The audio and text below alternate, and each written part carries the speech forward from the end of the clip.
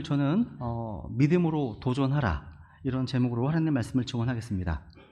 부제로는 배 안에 있지 말고 배 밖으로 나와 물 위를 걸으라 이렇게 정했습니다.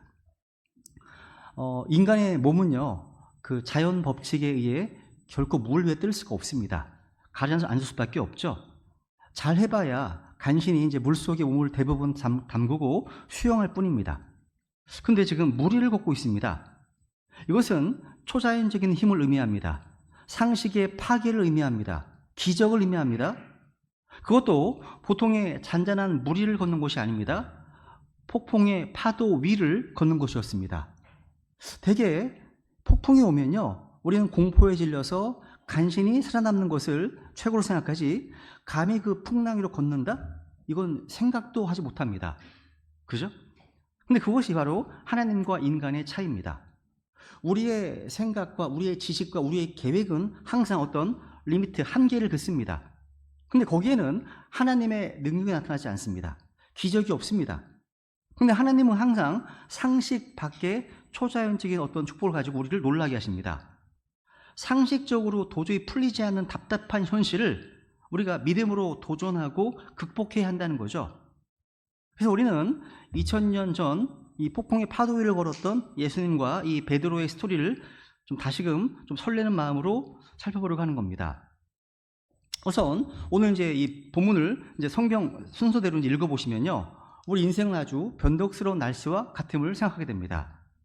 우리 인생은 아주 행복하고 기쁜 날이 임하다가도 갑자기 어렵고 힘든 일이 생길 수 있다는 그런 마음의 준비를 해야 합니다. 오늘 본문에도 보시면 폭풍이 언제 임했습니까?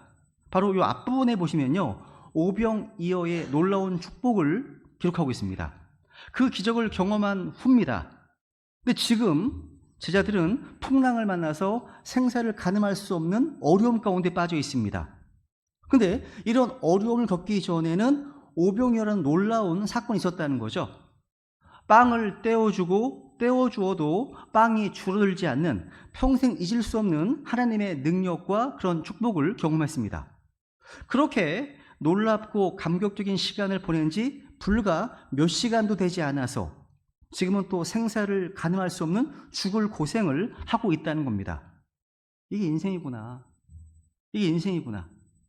변호사에 잘 하시는 말씀이 있죠. 읽습니다. 시작. 번영하는 날에는 기뻐하되 역경을 당하는 날에는 깊이 생각하라. 하나님께서 또한 이것과 저것을 서로 마주보게 두신 것은 사람이 자기 뒤에 있을 어떤 일을 찾아내지 못하게 하려 하심이니라. 우리 인생에는 번영하는 날이 있습니다. 또 역경에 당하는 날이 있다는 거죠. 하나님께서 이것과 저것을 서로 마주보게 놓으셨다고 말씀하고 있습니다. 그렇다면 여러분이 지금 하는 일마다 번영하고 잘 풀립니다. 잘 되는 분이 계시다면 너무 우쭐거리지 않으시기 바랍니다. 고만하지 않길 바랍니다. 언제 우리 인생에 풍랑이 찾아오고 광풍이 불어올지 모르기 때문이에요. 반대로 지금 여러 가지 어려움으로 마태복음 본문의 제자들처럼 생사를 가늠할 수 없을 만큼 역경 속에서 힘들어하는 분이 계시다면 너무 절망하지 않으시기 바랍니다. 언제 그랬냐는 듯이 또다시 번영의 날, 이런 날이 반드시 올 것이기 때문입니다. 여러분, 제가 지난번 설교에도 말씀드렸던 것처럼 우리 인생의 바다에는 풍랑이 끊이지 않습니다. 하나가 지나면 또 다른 것이 닥칩니다. 어떤 분들은 경제적 풍랑을 겪습니다. 어떤 사람들은 소통이 되지 않아서 상처를 주고받는 인간관계에 풍랑을 겪기도 합니다. 어떤 사람들은 질병의 풍랑으로, 또 어떤 사람은 자녀 문제로 인한 풍랑으로, 어떤 사람은 갑작스럽게 사랑하는 이와 헤어지게 되는 그런 사별의 풍랑도 있습니다. 근데 문제는 이러한 인생의 풍랑이 전혀 예고 없이 다가온다는 사실입니다. 우리는 어느 날 뜻밖의 풍랑을 만납니다. 그래서 더 당황하는 거고요, 더 불안해하는 겁니다. 근데 이런 풍랑이 우리 인생에서 쉴 새 없이 다가올 수 있습니다. 주님 그것을 준비하라고 가르치십니다. 우리 주님께서는요, 우리가 구원을 받았다는 사실 때문에 풍랑이 면제된다라고 가르치신 적이 없습니다. 이렇게 말씀하셨죠. 세상에서는 너희가 환난을 당할 것이나 기운을 내라. 내가 세상을 이겼노라 하시니라. 그러니까 어떤 고난과 풍랑의 면제를 약속하신 것이 아니라 풍랑을 맞더라도 하나님을 신뢰하는 가운데 믿음으로 도전함으로 뚫고 나갈 수 있다. 승리가 될 수 있다. 이렇게 약속하신 겁니다.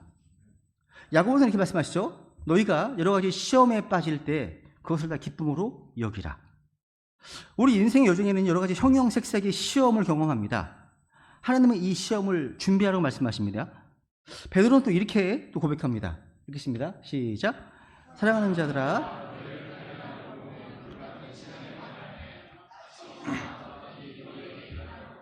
이상히 여기지 말고. 우리에게는 이제 평범한 시련도 있습니다. 여기 보시면 불같은 시련도 있다고 말씀하시네요. 근데 이런 불같은 시련을 경험할 때에도 이상하게 생각하지 말라고 성경 가르칩니다. 그렇기 때문에 변덕스러운 날씨와 같은 인생의 바다를 항해하는 동안 마음의 허리를 동여야 됩니다. 준비를 해야 됩니다. 저는 오늘 이 본문을 통해서 그런 어려움과 시험이라는 풍랑이 왔을 때 그 풍랑에서 도피하지 말고 베드로처럼 그 풍랑 위를 걸으라는 주님의 말씀에 믿음으로 도전하는 그런 삶의 중요성에 좀 포커스를 맞추고 싶습니다. 사실 우리가 인생을 산다는 것 자체가 하나의 도전입니다. 모험인 겁니다. 우리의 출생 그 자체가 인생을 항해하는 모험의 시작이었죠. 또 낯선 한 남자와 한 여자가 만나서 결혼합니다. 가정생활을 영위하는 것도 대단한 도전이고 모험인 겁니다. 우리가 직업을 선택하는 것도 평생 자기 어떤 삶의 의미를 결정하는 대단한 도전이 아닐 수 없습니다. 무엇보다도 우리 믿음의 선택, 이건 어떻습니까? 자신이 하나님 앞에서 지옥에 가야 할 죄인이라는 것을 깨닫고 예수 그리스도를 자신의 구원자와 주님으로 믿겠다고 의지적으로 결단하는 그 모험으로 인해서 영혼의 문제 해결된 것이 아닙니까? 그죠? 하나님께서는요, 우리가 인생의 풍랑 가운데서도 불구하고 주님 주시는 말씀에 순종하는 도전을 원하십니다. 성경에는요, 하나님께서 하시는 일이 있고요, 우리가 해야 될 일이 있습니다. 우리가 기도할 때는 하나님께서 도와주지 않으시면 우리는 아무것도 할 수 없습니다라는 절박한 마음으로 주님께 매달리는 거고요, 기도가 끝나면 내가 이제 움직이지 않으면 아무 일도 일어나지 않는다라는 그런 절박한 마음으로 액션을 취해야 됩니다. 이게 균형이 필요한 거죠. 그냥 항상 수동적으로 하나님이 해주시겠지 있으면 절대 아무런 일이 일어나지 않습니다. 두 개의 균형이 필요하다는 거죠. 그러니까 우리가 해야 할 일에 대해서는 수동적으로 반응하지 말고 능동적으로 주님께서 내어드리는 모습이 우리에게 좀 필요하다는 거죠. 이걸 이제 수동적 능동이라고 표현할 수 있습니다. 그래서 먼저 이 풍랑이 이제 어디서 온 것인지부터 한번 확인하기 원합니다. 지금 제자들은요, 전혀 예측할 수 없었던 극심한 어떤 시급한 상황 가운데 빠져 있습니다. 그런데 제자들이 이런 풍랑 가운데 빠져들게 된 원인이 누구에게 있는지 주목해 보세요. 바로 예수님께서 우리를 폭풍 속으로 인도하셨습니다. 이게 중요한 포인트입니다. 제자들이 폭풍의 바다로 들어가게 된 근본적인 원인 제공자는 바로 예수님이십니다. 22절 보시면요, 즉시 예수님께서 자기 제자들을 강권하사 자기가 무리들을 보내는 동안 배를 타고 자기보다 앞서 건너편으로 가게 하시고, 제자들은요, 우리 주님의 명령에 순종해서 배를 타고 한밤중에 바다를 건너다가 이런 풍랑을 맞은 겁니다. 아마 배에 탔던 제자들의 심경은 상당히 복잡했을 겁니다. 예수님께서 배를 타라고 강권한만 하지 않으셨더라도 이런 풍랑을 만나서 죽게 되는 일은 없었을 텐데 왜 주님께서는 배를 타고 강권하라고 하셔서 우리를 이 지경으로 만드셨을까? 이런 주님에 대한 원망의 마음 들었을지도 모릅니다. 그러니까 중요한 사실은 이런 일들이요, 성경 속에서만 또 제자들에게만 일어나는 일이 아니라는 점입니다. 이런 일은요, 우리 구원받은 크리스찬들 삶에서 자주 일어납니다. 보통 기독교 방송에 보시면 종종 예수 잘 믿으면 복 받는다, 예수 잘 믿으면 형통한다, 예수 잘 믿으면 병이 낫는다, 이런 번영신학, 이런 메시지를 많이 들어보셨을 겁니다. 그러나 현실에서 일어나는 일을 보면요, 이것은 사실이 아닌 경우가 훨씬 더 많아요. 살다 보면 풍랑을 만난 제자들처럼 주님의 말씀에 순종했다가 어려움 겪는 경우가 더 많이 있기 때문이라는 거죠. 그런데 여러분은 예수님께서요, 폭풍이 있을 것임을 아셨을까요? 모르셨을까요? 당연히 아셨죠. 당연히 아십니다. 우리 주님께서는요, 과거와 현재뿐만 아니라 미래에 다가올 모든 것을 다 알고 계셨습니다. 지금도 동일합니다. 그렇다면 이 사랑의 주님께서 자기가 사랑하는 제자들을 풍랑 속으로 보내신 것임을 발견하게 됩니다. 때로는 우리도요, 하나님께 순종했는데 이해할 수 없는 폭풍 맞을 때가 있습니다. 하나님 우리를 사랑하십니다. 우리도 주님을 사랑합니다. 근데 왜 하나님께서는 우리를 그런 풍랑 가운데로 나가게 하실까요? Why? 왜요? 그 이유를 알려면요, 이 사건의 바로 앞에 어떤 일이 있었는지를 전체 배경을 알아야 됩니다. 이 앞부분에 보시면요, 주님께서 가시는 곳곳마다 병자들을 고쳐주시는 기적을 베푸셔서 구름대같이 많은 무리가 주님을 따라다녔음을 알 수 있습니다. 저녁 시간이 되니까 그 수많은 사람을 먹일 식당도 음식도 없어서 난감한 상황이 발생했습니다. 그때 주님께서는요, 한 소년이 갖고 있었던 빵 5개와 물고기 2마리를 가지고서 남자만 5,000명, 여자와 아이까지 합치면 최소한 10,000명이 훨씬 넘는 대중을 배불리 먹이는 엄청난 기적을 일으키셨습니다. 군중은 흥분했습니다. 감격했습니다. 흥분한 군중은 예수님을 왕으로 세우려고 했습니다. 철없는 우리 주님의 제자들은요, 자신들이 모시던 예수님이 이토록 순식간에 군중의 스타로 부상하니까 자신들도 우쭐한 겁니다. 어깨에 힘을 주는 겁니다. 덩들 흥분하기 시작했을 겁니다.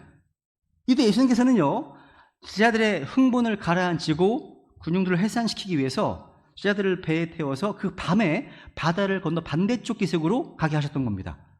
무슨 얘기입니까?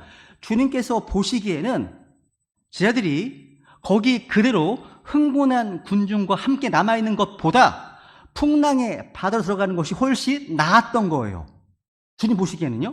여러분, 육지에 남아있으면 화려함이 있습니다. 인기가 있습니다. 흥분이 있습니다. 존경이 있습니다.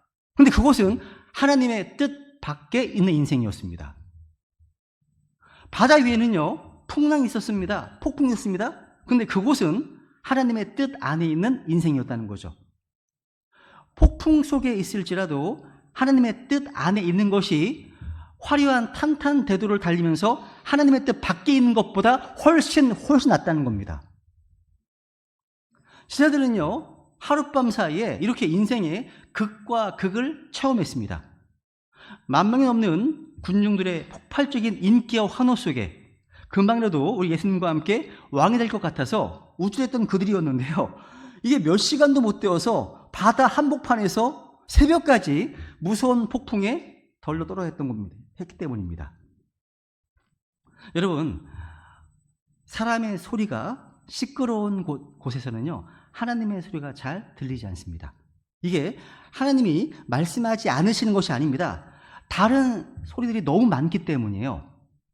우리가 뭐 TV나 유튜브나 넷플릭스 같은 다른 소리들이 너무나 귀를 기울이고 있다 보니까 나에게 주시는 주님의 음성이 잘 들리지 않는 겁니다. 여러분, 자그마한 이 땅의 성공에도 쉽게 매료가 되어서 괜히 어깨가 우쭐해지고 하나님을 도외시해버리는 오만오리가 아닙니까?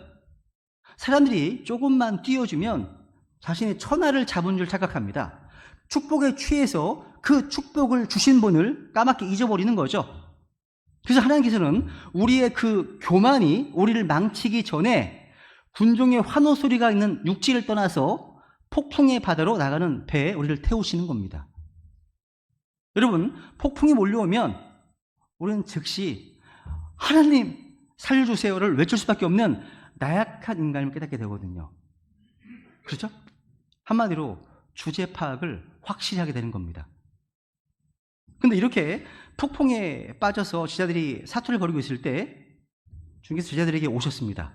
25절에 보시면요, 25절에 보시면 밤 사경에 예수님께서 바다 위로 걸어서 이제 그대로 가셨습니다. 여기서 밤 사경이라고 하면 새벽 3시에서 6시 사이를 의미합니다. 제자들은 저녁 식사 후에 배를 탔으니까 적어도 몇 시간은 풍랑 속에서 시달렸을 겁니다. 여러분, 이전에도 예수님과 함께 제자들이요, 탄 배가 바다 위에서 풍랑을 만난 적이 있었습니다. 근데 그때는요, 예수님이 배에 함께 계신 상황이었기 때문에 제자들은 절세적으로 예수님을 붙잡고 매달려 있었거든요.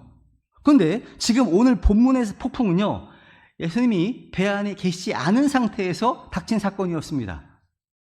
같은 폭풍이라도요, 더 두려웠을 겁니다.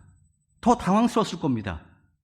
여러분, 밤새 사랑하는 제자들이 풍랑 속에서 죽을 고생을 하고 있는 동안에 예수님은 뭘 하고 계셨습니까?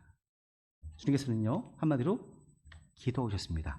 23절을 볼까요? 23절 보시면요, 무리들을 보내신 뒤에 기도하러 따로 산에 올라가셨다가 저녁이 되면 거기 홀로 계시더라.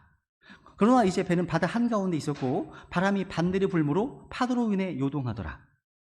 지금 예수님은 홀로 산에 올라가 기도하셨다고 되어 있습니다. 마가복음에도 보시면요, 주님께서 제자들이 폭풍 속에서 힘겹게 노를 젓는 것을 보셨습니다. 그리고 제자들이 오셨습니다. 함께 읽겠습니다. 시작. 저녁이 되매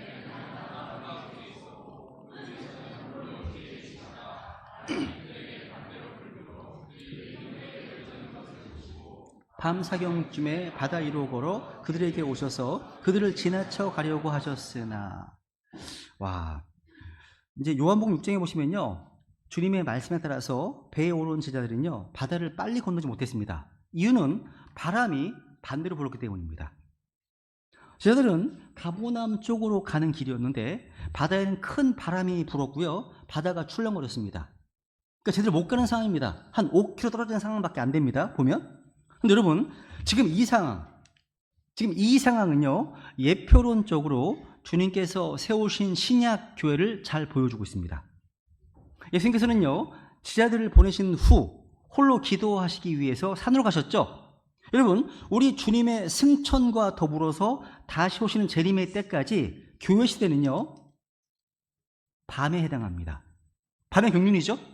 왜냐하면 요한복음 9장에 보시면 예수님께서 세상에 계실 동안에는 세상의 빛으로서 낮에 해당합니다. 그런데 주님께서 부활 승천하신 후에는 밤의 경륜 가운데 교회가 태양빛을 받는 달로서 그 빛을 받아 반사하는 일을 하고 있습니다. 지금 밤의 경륜입니다. 그래서 다시 오시는 주님 모습을 데이스타, 색별, 모닝스타, 새벽별, 또 의의 태양, 이렇게 불리는 겁니다. 로마서 3장 읽어볼까요? 시작. 밤이 거의 다 지나고 낮이 가까이 왔으니 그러므로 우리가 어둠의 행위를 벗어버리고 빛의 갑옷을 입자. 지금 우리는요, 밤이 거의 다 지나고 낮이 가까이 왔다고 말하는 그런 시기, 오늘 본문으로 말한다면 밤 사경 근처에 있다고 할 수 있습니다. 우리 사는 이 시대는요, 주님 돌아오시는 시각은요, 사경입니다. 사경 정도입니다. 이는요, 샛별이 드는 시각입니다. 성도들이 겪는 모든 어려움은요, 주님의 다시 오심으로 완벽히 다 해결됩니다. 이것이 예표적 적용이죠. 잠시 후면요, 샛별이 솟아오르고 의의 해가 떠오를 겁니다. 밤에 해당하는 교회 시대에 주께서는 산으로 가셨듯이 하늘로 가셨고요, 거기서 우리 성도들을 위해서 지금 뭐하고 계십니까? 기도하고 계십니다. 그런데 이 땅에 있는 교회는 세상으로부터 엄청난 바람이 거세게 불고 있습니다. 이런 상황이라는 거죠. 그러니까 바다 위에서 고전하고 있었던 제자들의 모습은요, 저와 여러분의 모습이라고 할 수 있습니다. 여러분, 이 바다 위의 배는요, 순풍에 돛을 단 것처럼 아주 순탄한 여정이 아니었습니다. 아주 힘겹게 가고 있었습니다. 바람이 반대로 불고 있거든요. 우리 성도의 순례의 여정이 이와 같지 않습니까? 그죠? 여러분, 하나님의 말씀을 따라 행하는 길은요, 순풍이 아니라 역풍을 맞는 길입니다. 역풍 맞고 있는 겁니다. 이 세상의 바람은 언제나 교회를 거슬러서 붑니다. 지구와 다른 서로 반대로 돌잖아요. 똑같습니다. 우리는 세상을 거슬러서 항해하는 그런 배에서 힘겹게 노를 젓는 제자들과 같습니다. 우리가 그런 모습이에요, 현재. 그런 모습이라는 거죠. 세상은 교회를 미워해요. 왜 미워할까요? 예수 그리스도를 미워하기 때문입니다. 참된 교회가 주님께 속하기 때문에, 세상에 속하지 않기 때문입니다. 그래서 성경이 얘기하죠. 내 형제들아, 세상이 너희를 미워하거든 이상 여기지 말라고 말씀하십니다. 그래서 우리가 믿음의 경주를 하는 가운데 앞에서 바람이 부는 것이 아니라 내 등 뒤에서 바람이 불고 있다고 느껴진다면 너무 기분 좋아하지 마세요. 그것은 내가 지금 잘못된 방향으로 가고 있다는 뜻이기 때문입니다.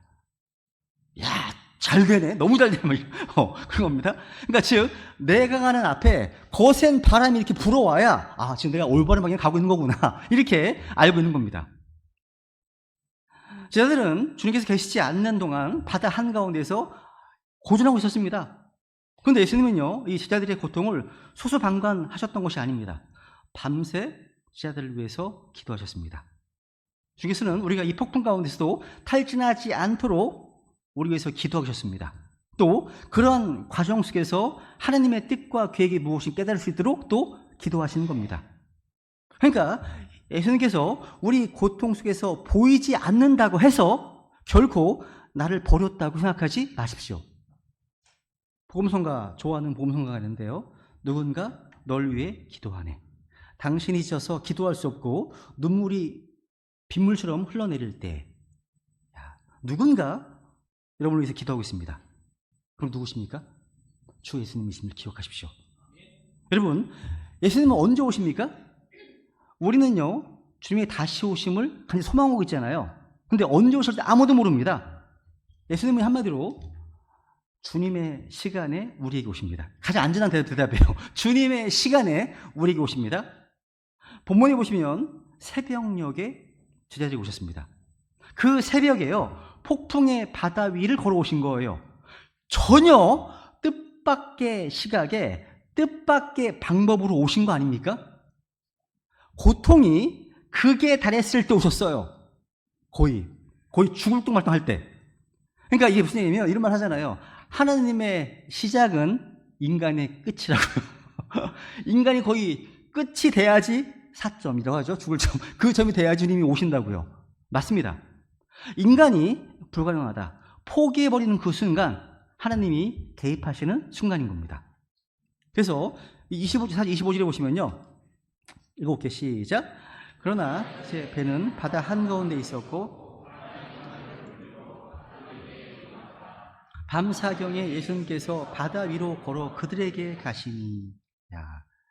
주님께서는요, 풍랑 속에 있었던 우리를 위해 기도하실 뿐만 아니라요, 주님께서는 자신의 시간표에 따라서 폭풍 속에 있는 제자들에게로 오셨습니다.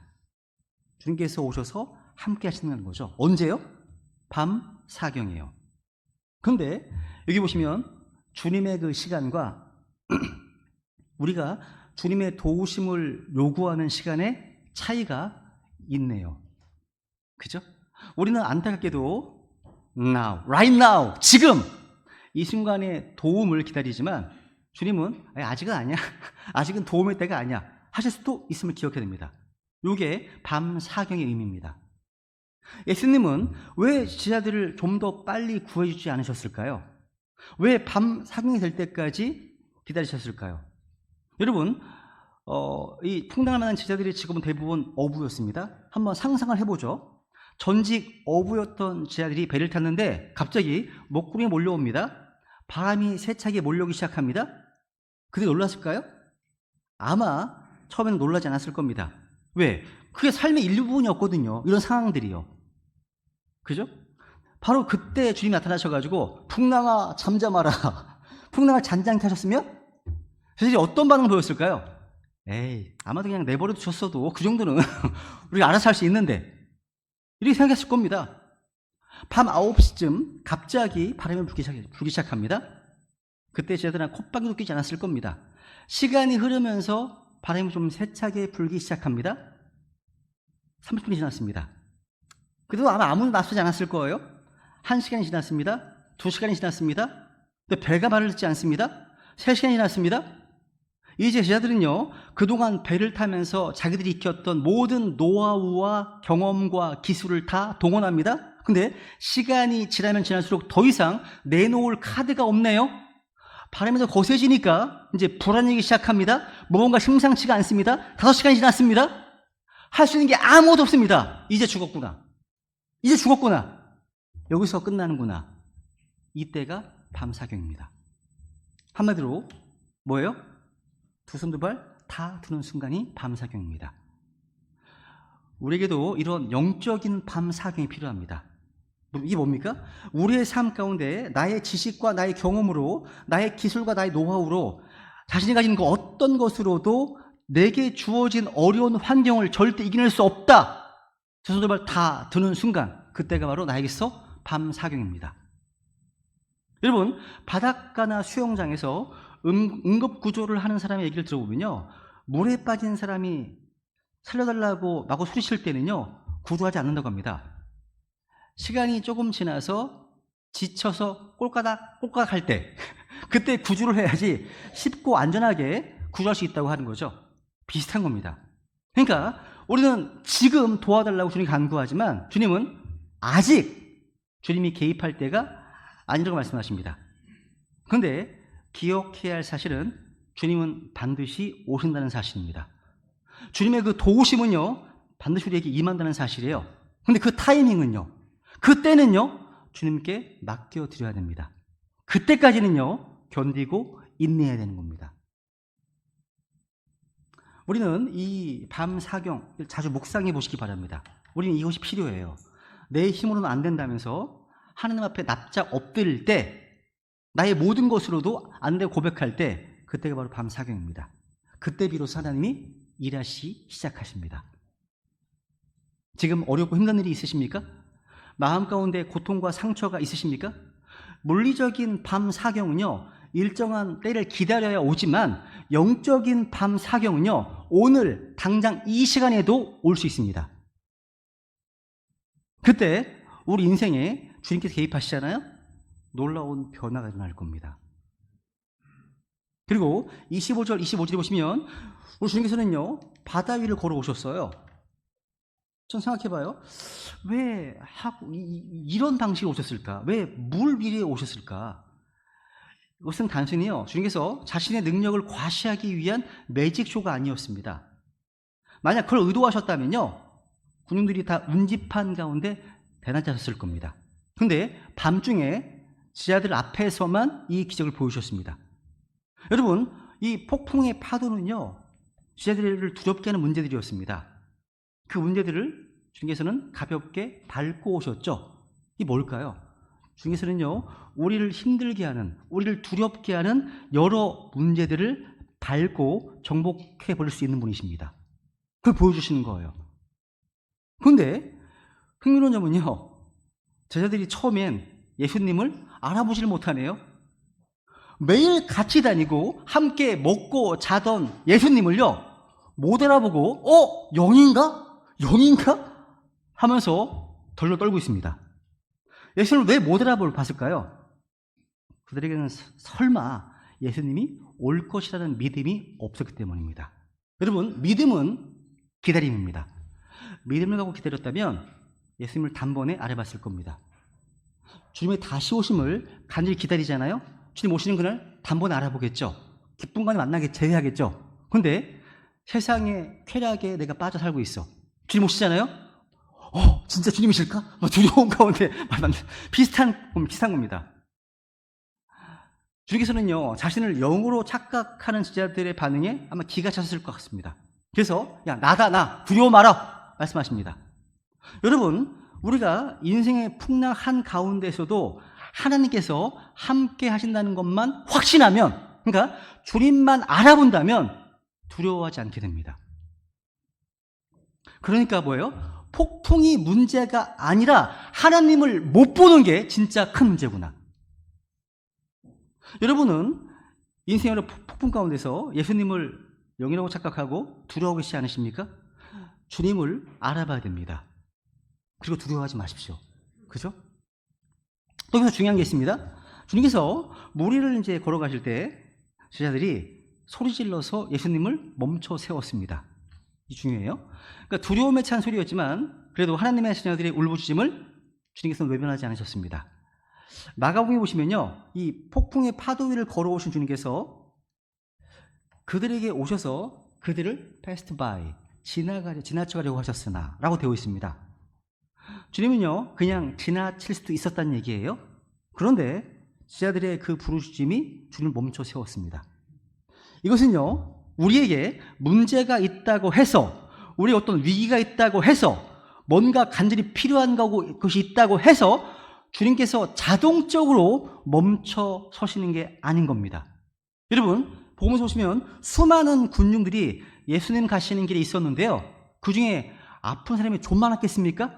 근데 소경 바디메오는 가늘이 부르짖었기 때문에 주님을 멈춰 세웠습니다. 주님께서요. 그죠? 그러니까 간절하고 겸손한 기도가 그 절박한 믿음만이 주님을 멈춰 세웁니다. 그리고 그 주님을 멈춰 세우는 순간, 주님 나를 돌아보시는 순간 놀라운 하나님의 능력이 개입되는 겁니다. 여기 성경에 보시면요, 이 패스트 바이라는 말, 예수님 지나가셨다, 이런 표현이 자주 나오거든요. 그 말은 어떤 목적을 가지고 오신 것이 아니라 그냥 지나가시고 있었다는 겁니다. 그런데 예수님의 그날 스케줄이 없었던 어떤 목마른 영혼이 항상 주님을 멈춰 세웠습니다. 복음서의 기적들은 대부분 그런 돌발 상황으로 일어났습니다. 우리 예수님은요, 기적의 주님이십니다. 그 주님을 그냥 지나가게 해서는 안 되겠죠. 주님을 멈춰 세워야 문제가 해결되고 기적이 일어나는 겁니다. 저는 이 스토리에서요, 가장 놀라운 인물이 바로 베드로입니다. 베드로. 다른 제자들은요, 처음에 예수님을 보고 영이라고 할 정도로 겁에 질려서 덜 떨고 있습니다. 근데 예수님 것을 확인하고 간신히 이제 안도의 숨을 쉴 정도였습니다. 근데 베드로는요, 갑자기 자기도 물 위로 걸어서 주님께 가보겠다고 나선 겁니다. 상상이 돼요. 아마 옆에서 듣고 있던 지자들은 기절하는 줄 알았을 겁니다.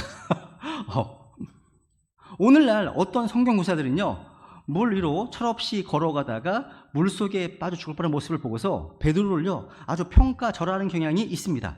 마치 베드로가 큰 실패를 한 것처럼 비난합니다. 그런데 제가 보기에는 더 큰 실패는요, 배에 남아서 덜덜 떨고 있었던 나머지 제자였습니다. 그건 제가 보기 그렇습니다.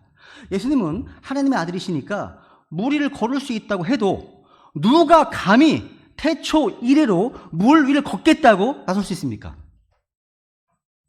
한 번도 그런 얘기를 들어본 적이 없는데 베드로는요, 파도 위로 자기의 목숨을 건 도전을 한 겁니다. 저는 이런 면에서 베드로가 아주 대단합니다. 누군가 쓴 책 제목이 있어요. 물 위를 걸으려면 배 밖으로 뛰쳐나가야 한다, 이런 책 제목이 있습니다. 맞아요. 사람들은 보통 뛰어나가는 것보다 배 안에 웅크리고 그냥 앉아있는 것이 더 안전할 것이라고 생각합니다. 그런데 결코 그렇지 않습니다. 자전거는요, 계속 페달을 밟고 달리고 있을 때 가장 안정적으로 설 수 있지, 아무것도 안 하고 있잖아요, 쓰러집니다. 우리가 배 안에 계속 웅크리고 가만히 있는다고 해서 문제 해결되는 게 아니죠. 더 문제에 내가 함몰되겠죠. 내가 거기에 눌리겠죠. 솔직히 그 무서운 폭풍 속에서 그 가냘픈 배, 노조는 그 가냘픈 배가 무슨 큰 피난처가 되겠습니까? 그런데 제자들은요, 그곳이 자기들을 영원히 지켜줄 성곽인 양, 그 안에서 나오지 못하고 덜덜 떨고 있었습니다. 여러분, 배 안에서 웅크리고 있으면 하나님의 능력과 기적을 체험할 수가 없습니다. 그러니까 여기서 배라고 하는 건 뭡니까? 우리가 인생에서 우리를 지켜줄 것이라고 믿고 있는 어떤 것들입니다. 우리가 더 이상 우리의 진짜 문제 앞에 대면하지 못하게 하는 것, 그 문제를 해결하기 위해서 도전하지 않고 그냥 그대로 주저앉아 있게 하는 그 무엇인가가 배입니다. 우리는요, 인생의 폭풍 앞에서 우리를 결코 확실히 지켜줄 수 없는 그 배를 그래서 철수같이 믿고 폭풍의 파도 위로 걸어 나가기보단 그 배 안에 있는 것이 훨씬 낫다고 생각하고 그 안에 웅크리고 있는 것이 우리의 모습 아니겠습니까? 여러분, 하나님께서 하실 일이 있고요, 내가 할 일이 있잖아요. 근데 내가 아무런 반응도 도전도 하지 않습니다. 인생이 조금만 힘들어지면, 폭풍이 조금만 거세지면 우리는 더 나가길 포기하고요, 그 배에 자신을 숨기려고 합니다. 하나님은 분명히 부르시거든요. 근데 감히 나가지 못하고 내가 안주하려는 나의 현실의 벽이 바로 배인 겁니다. 근데 여러분, 실패가 두려워서요, 배 안에만 웅크리고 앉아 있잖아요. 결코 물 위를 걸을 수 있는 하나님의 능력을 체험할 수가 없습니다. 현실을 뛰어넘는, 그러니까 한 단계 더 높은 놀라운 도약을 할 수가 없다는 거죠. 대부분의 사람들은요, 배 밖으로 나와 물 위로 발을 이제 내딛지 못하는 이유를요, 항상 어떤 사람이나 환경에 둘러댑니다. 뭐 경제 상황이 조금만 좀 나아지면 주님께 헌신하겠다. 우리 직장 상사가 좀 변화가 되면, 우리의 배우자가 좀 바뀌면, 또는 내가 건강하기만 하면 하나님의 일을 더 많이 하겠다. 직장일이 조금만 더 자리 잡히면 가족과 대화하는 시간을 늘리겠다. 등등. 그러나 혹시나 했더니 역시납니다. 우리가 사는 세상, 우리 주위의 환경은요, 끊임없이 폭풍 밀려드는 바다 같습니다. 우리는 결심하고요, 하나님을 신뢰하고 배 밖으로 나가서 발을 내디뎌야 됩니다. 도전해야 한다는 거죠. 여러분, 가장 실패한 인생은요, 또 가장 비참한 인생은 누구냐? 아무것도 시도하지 않은 까닭에 성공도 실패도 경험하지 못한, 그냥 흘러가 버린 인생이 가장 비참한 인생입니다. 그런 후회하는 인생이 되지 않으려면 폭풍의 파도 위를 걸어갔던 베드로처럼 그 도전 정신이 우리에게 많이 필요하다고 저는 믿습니다. 다만 여기서 중요한 것은요, 베드로가 물 위로 달려나가기 전에 먼저 우리 주님의 허락을 구했다는 사실입니다. 보세요. 28, 29절 시작. 마지막 글입니다. 시작.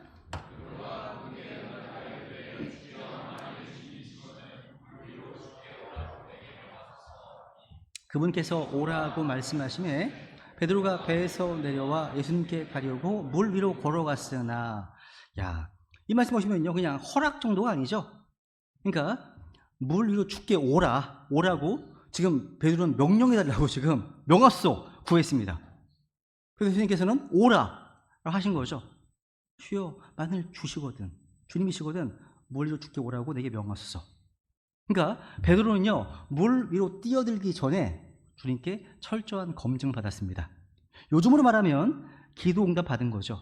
그러니까 베드로는요, 물 위로 뛰어들어도 좋다라는 그 주님의 말씀을 듣고 나서 물 위로 발을 내딛었습니다. 저는 이 부분이 가장 성급해 보이는 다혈질의 베드로가 그렇게 안 보여요. 가장 침착해 보여요. 이 부분이요. 하나 물어보고 지금 들어가잖아요. 훌륭한 겁니다, 여러분요. 그리고 베드로는요, 단순히 물 위를 걸어가는 사람이 되고 싶다는 영웅 심리에서 도전한 것이 아니었습니다. 주님께서 나의 도전을 기쁘게 여기고 그것을 명하신다면 순종하겠다는 거죠. 그죠? 이것이 바로 우리 크리스찬의 도전과 세상 사람들의 도전의 차이입니다. 베드로가 단순히요, 번지 점프를 즐기고 행글라이딩을 즐기는 도전적 스타일의 사람이라 모험했다는 것이 아닙니다. 주님의 명령이라면 순종하겠다는 거죠. 맞습니다, 여러분. 물 위로 걸으려면 먼저 하나님의 부르심이 있어야 됩니다. 주님의 명령이 있어야 되고 주님의 허락이 있어야 되는 거죠. 물 위든 평지든 간에 주님께는 아무 문제 되지 않습니다. 우리가 하고자 하는 일이요, 아무리 어렵다 하더라도 문제가 안 됩니다. 중요한 게 뭡니까? 하나님이 부르셨는가 아닌가, 이게 가장 중요한 겁니다. 그래서 우리의 선택이 후회 없는 선택이 되려면요, 우리가 뭔가를 도전하고 모험하기 전에 반드시 확인해야 될 것이 있다는 겁니다. 이 도전에 주님의 부르심이 있는가, 이 모험에 주님의 명령이 있었는가 하는 겁니다. 주님께서는 베드로에게 오라 이렇게 말씀하셨습니다. 베드로는 이 말씀을 듣고 떠났습니다. 그러니까 우리의 도전은요, 만용의 도전이 아니라 순종의 도전이어야 되는 겁니다. 순종의 도전. 저조차도요, 2001년도 이제 군에서 전역한 후에 평택에서 교회를 개척하려는 마음을 먹은 적이 있었습니다. 제 열정, 20대 후반, 30대 초반의 큰 열정과 의지가 하느님보다 앞섰던 거죠. 지금 생각해보니까 그때 시작하지 않은 것이 얼마나 다행인지 모릅니다. 그때 시작했으면 많은 시행착오를 겪었을 것 같아요. 주님의 뜻은 기다리라는 것이었는데 말입니다. 그러니까 우리는요, 하나님보다 앞서지 말아야 됩니다. 그죠? 우리는 베드로가요, 물 위로 그냥 뛰어든 게 아니라 주님께서 그렇게 하라고 명령하셔서 뛰어들었다는 사실을 반드시 기억해야 됩니다. 그리고 더 중요한 게 있습니다. 하나님께서 부르시는 사람은 하나님이 끝까지 책임을 지십니다. 중간에 실수합니다. 실패합니다. 근데 하나님은 결코 버리지 않으십니다. 다시 일으켜 세워주십니다. 끝까지 믿음의 경주를 완주할 수 있게끔 도와주시고 이끌어 주십니다. 이게 중요한 거예요.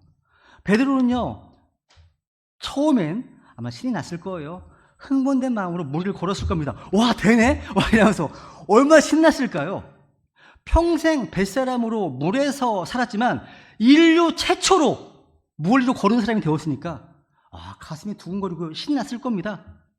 뭐든지 새로운 일에 처음 뛰어들면 이렇게 처음에 흥분되고 신이 나요.